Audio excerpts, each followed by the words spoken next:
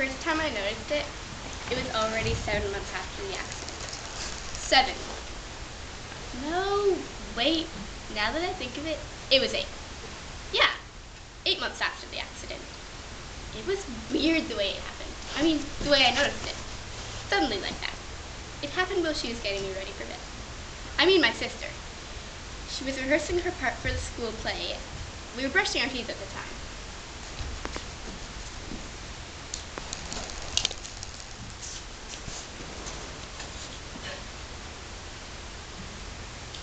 Once upon a midnight dreary, while I pondered, weak and weary, over many a quaint and curious volume of forgotten lore. Oh, I know this part. Well, I nodded, nearly napping. Suddenly there came a tapping. Shoot, what comes after that? As of someone gently rapping Rapping at my chamber door. 'Tis some visitor, I muttered, tapping at my chamber door. Only this. And nothing more. Bob Raven. I thought I was the one starring in the Raven this year. How come you know all my lines? I told you not to call me that. What, the Raven? No, bird brain. Hey, into bed. Are you excited for the play? Tomorrow's their opening night. I'm excited. Naturally, I'm excited. Poe's a genius. I just hope I'll be good enough. What do you mean, good enough? Good enough for who? For whom? Is Dad going to be there? Nah, he can't make it. Some work thing. Oh. Is Zach going to be there? I don't know. How should I know? But we made plans. Last month we made plans to sit next to each other every show. He promised we could sit next to each other every show and he would... Of course he'd promise something like that. What's that supposed to mean? What kind of high school senior makes week-long plans with a 10-year-old a month in advance? Well, I'll tell you what kind. The insipidly nice, depressingly predictable, completely uninspired, totally unaspiring kind. Hey, Bird. Hey, Bird. Zoe. I'm sorry. I know you like Zach. I like him too, just not in the same way anymore. I know you liked being part of Zach and Zoe. Zoe and Zach. That's what he always used to call us. I know you liked being part of Zoe and Zach, but you're just gonna have to get used to the way things are. Trust me, there are much better guys out there than Zach. Much more interesting, more passionate, more aspiring. Whatever. Hey, Bird Brain. Hey yourself. Hey, Bird Brain! Stop! Hey, Laura. Hey, yourself. When's Mom coming home from Paris? We talked about this, Bird Brain. Soon. She's coming home soon. Well, do you think she'll bring me a new dress for Lindsay's party next week? I mean, I haven't been invited yet, not technically. But Jessie and Megan are going for sure. I bet a lot of the boys will be there too. Not that I care about them, I mean, ew, seriously. But still, it'd be really nice to have a new, anyways, do you think she will? Oh, maybe. Oh well, if I don't get invited to the party, it's no big deal. I can always just cry. Hey, what was that? What was what? That noise, it sounded like an explosion. Come on, you must have heard that. Heard what? No, I didn't. Whatever. I'll check downstairs before I go to sleep. Here's some visitor I muttered, tapping at my chamber door. Good night, Bird Brain. Nice.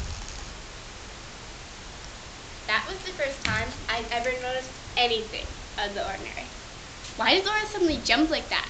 As if she'd heard a loud noise. It sounded like an explosion. She said that. But I didn't hear anything. It didn't make any sense. I was tired. I fell asleep. And the next day in school, things suddenly started to make sense. That day in English class, we started learning about onomatopoeias. Miss Hepburn said, onomatopoeias are words that sound like the sounds that indicate. For example, boom, swish, glug, glug, glug, crash. I could barely sit still. I interrupted her. What do you mean? You mean words that sound like something falling or swishing or beating or whatever? But are really just words? She said yes. That was exactly what she meant. and would I please be so kind as to not interrupt her while she's speaking? I said, sure, sorry, but was it possible, in her opinion? I mean, was it possible that someone could hear an onomatopoeia like the word boom or crash and actually hear a boom or crash? She said, Zoe, I'm afraid I don't understand your question, and more importantly, but I said, right now, when I say the word crash, you hear me saying the word crash, right? You don't actually hear. But then she said, young lady, that is quite enough. Kindly stop screaming and not another word of you until the bell rings for lunch. Well, Miss Hepburn was pretty mad. But what did I care? It all made sense. The night before, I'd said to Laura, if I don't get invited to the party, I can always just crash. Except when Laura hears me say crash, she actually hears crash. I didn't know why Laura heard onomatopoeias that way. Not in the normal way like most people do. Although, I did have a theory. Anyways, that night I decided to perform some totally harmless, completely good-natured, experiments. All in the name of science, naturally.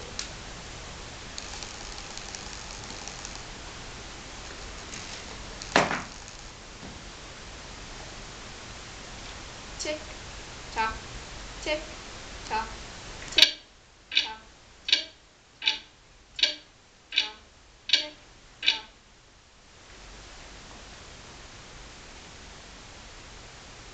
Tick, tock, tick, tock, tick, tock, tick, tock, tick, tock. Ding dong, ding dong.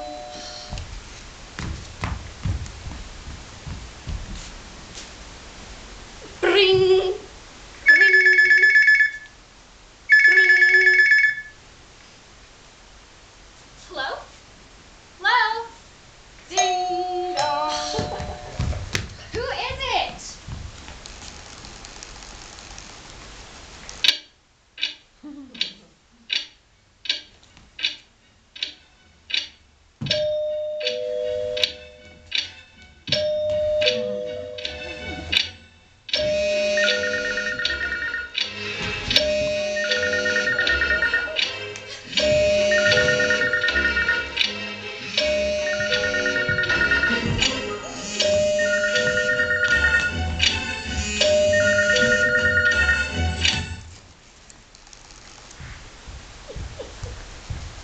Like I said, it was a totally harmless, completely good-natured scientific experiment.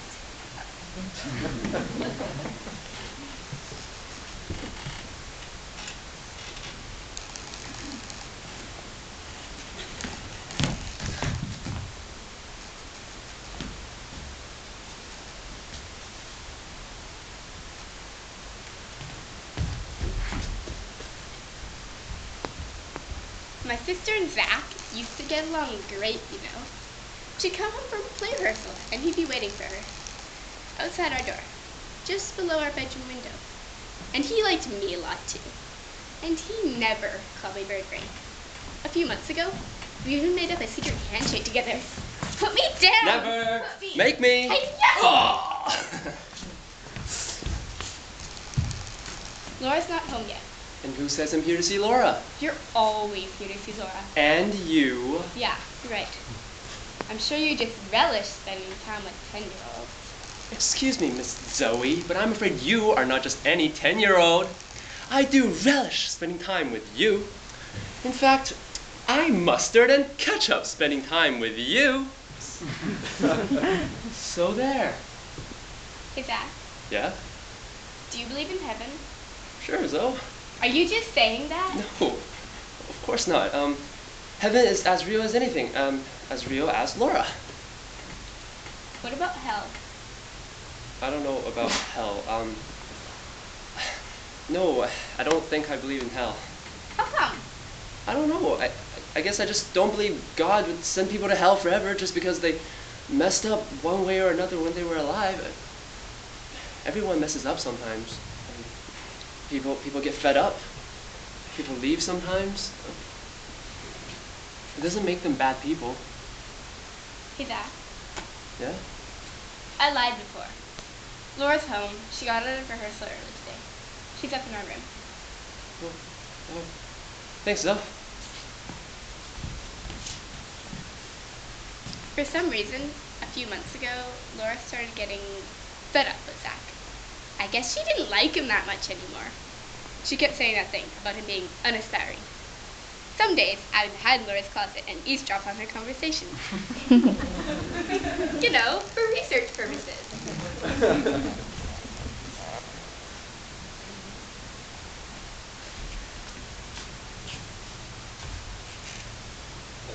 So, how was rehearsal I today? had a banana for lunch. You hate bananas? I hate bananas. Why'd you eat a banana? My dad is so clueless. He just doesn't get it. Mom would have never packed me a banana for lunch. Hey, listen, I'm sorry. How am I supposed to rehearse on an empty stomach? A banana is not a lunch. Acting requires energy. Ho requires energy. I'm not good enough to play this part. You're always so hard on yourself. Don't be. I'm sure you'll be amazing.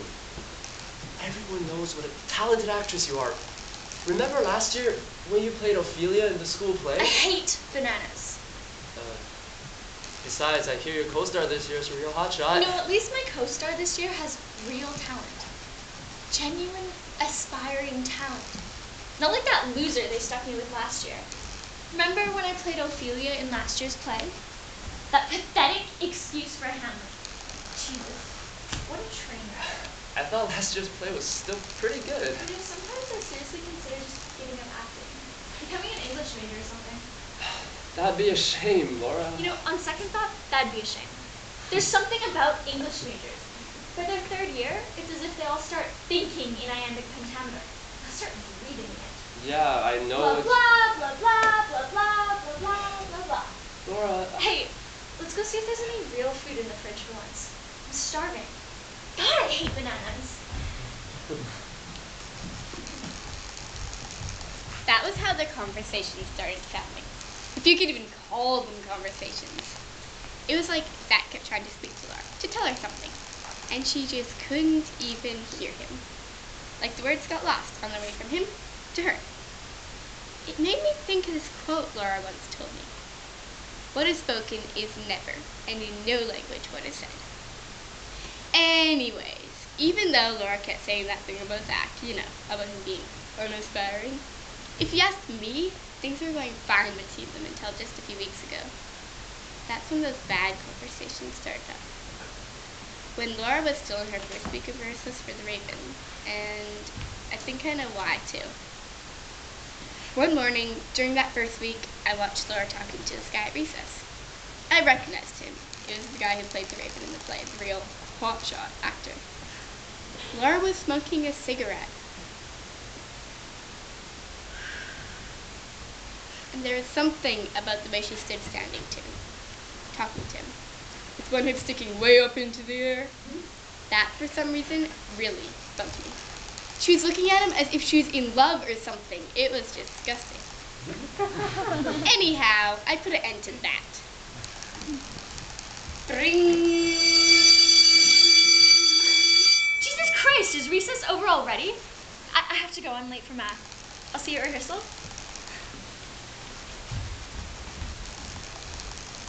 What? Don't look at me like that. You saw the way she was talking to him. It was gross. Besides, she belongs with Zach. He's totally in love with her. And she loves him too. She just forgets sometimes.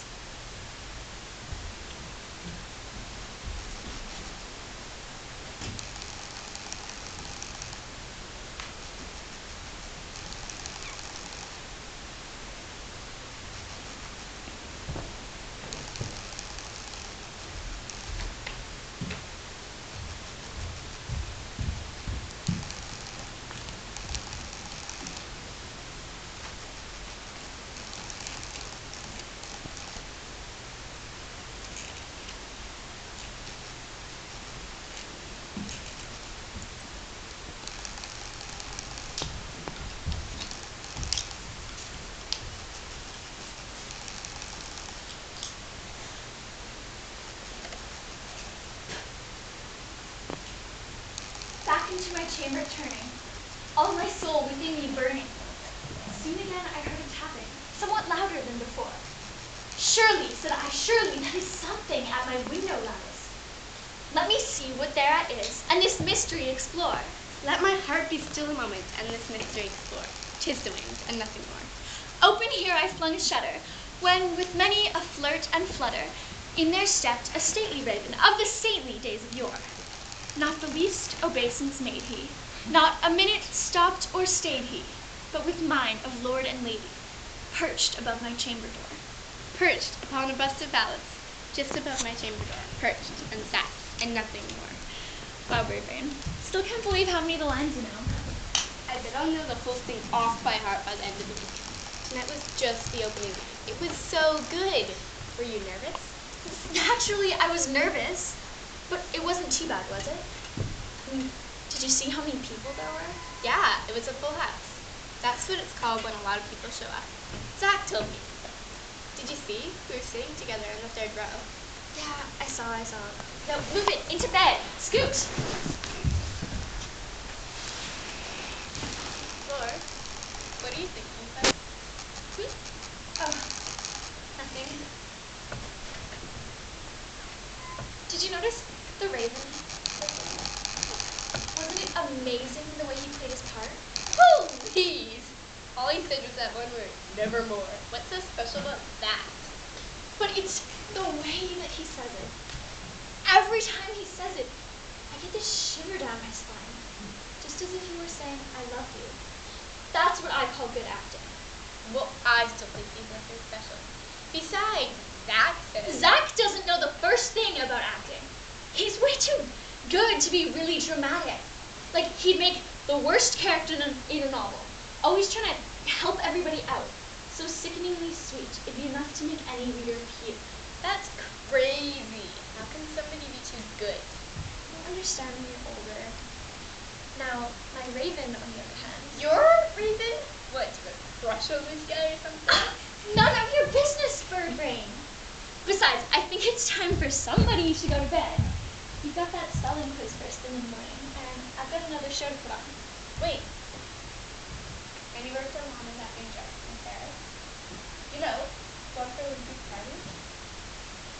No. No word from Mom. But don't worry. You'll get the dress one way or another. Okay. Good night. The next day in English class, I did really, really bad on my spelling quiz.